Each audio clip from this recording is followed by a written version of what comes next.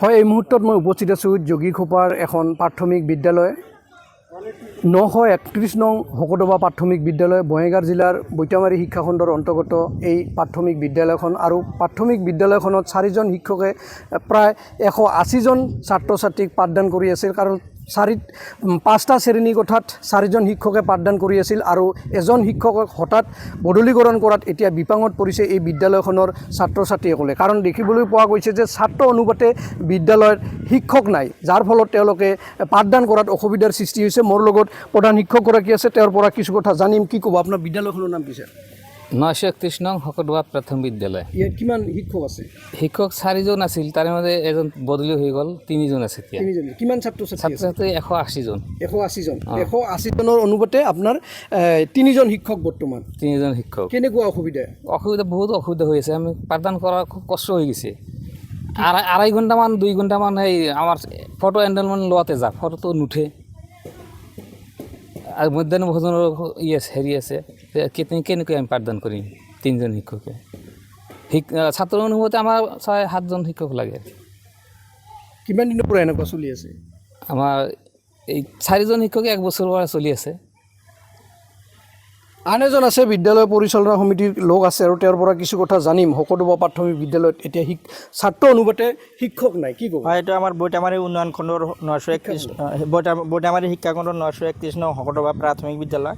এই আমাৰ বিদ্যালয়খন 1961 চনতে স্থাপিত হৈছিল। তো এতিয়া আমাৰ এই বিদ্যালয়খনত ছাত্ৰৰ পৰিমাণ যথেষ্ট 180ৰ ওপৰত আছে, কিন্তু যি কি নহওক 5টা শ্ৰেণী আছে। 5টা শ্ৰেণীত আপোনাৰ চিন্তা কৰক 4জন শিক্ষক আছিল, এতিয়া আপোনাৰ এজন ট্ৰেন্সফাৰ হৈ গ'ল আৰু আমি জনামতে এতিয়া ট্ৰেন্সফাৰ হ'ব নোৱাৰে কাৰণ আপোনালোকে জানে লোকপিয়ল গণনা আছে। সেই সময়ত তেখেতে কেনেকৈ হৈছে সেইটো আমি নাজানো, হৈছে তেখেতৰ ব্যক্তিগত কিন্তু আমি বিভাগীয় কৰ্তৃপক্ষক এটাই আহ্বান জনাওঁ, তেখেতসকলে ট্ৰেন্সফাৰ দিছে ভাল কথা, কিন্তু তাৰ ঠাইত আমাক শিক্ষকৰ ব্যৱস্থা কৰি দিব লাগে।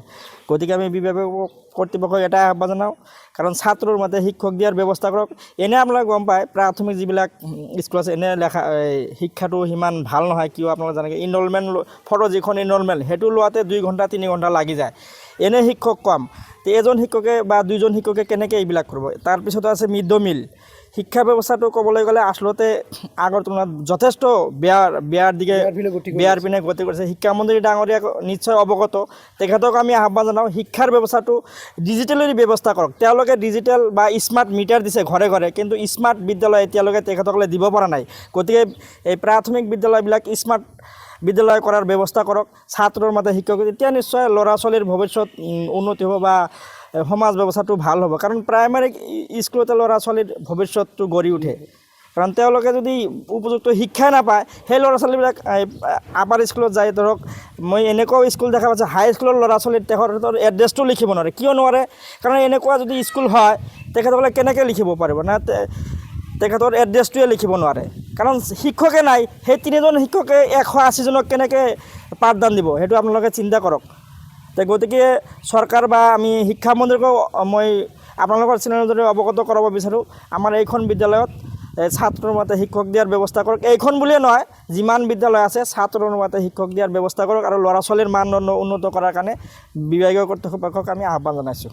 হয়, আচলতে ক'ব লাগিব ৰাজ্যৰ শিক্ষা ব্যৱস্থা কিদৰে চলিছিল তাৰ এক জীয়া ছবি এই যোগীঘোপাৰ যি হকদবাৰ 931 নং এই প্ৰাথমিক বিদ্যালয়খনৰ তাৰ এক উদাহৰণ। কাৰণ ছাত্ৰ অনুপাতে বিদ্যালয়ত শিক্ষক নাই আৰু 3জন শিক্ষকে বৰ্তমান এই বিদ্যালয়খনৰ পাঠদান কৰিবলগীয়া হৈছিল আৰু এই বিদ্যালয়খনৰ পৰা 180জন ছাত্ৰ ছাত্ৰীয়ে এই বিদ্যালয়খনত পাঠদান কৰে আৰু ছাত্ৰ অনুপাতে কিন্তু বিদ্যালয় শিক্ষক নাই। আচলতে কিদৰে চলিছে এই ৰাজ্যৰ শিক্ষাখণ্ডৰ বিদ্যালয়সমূহ?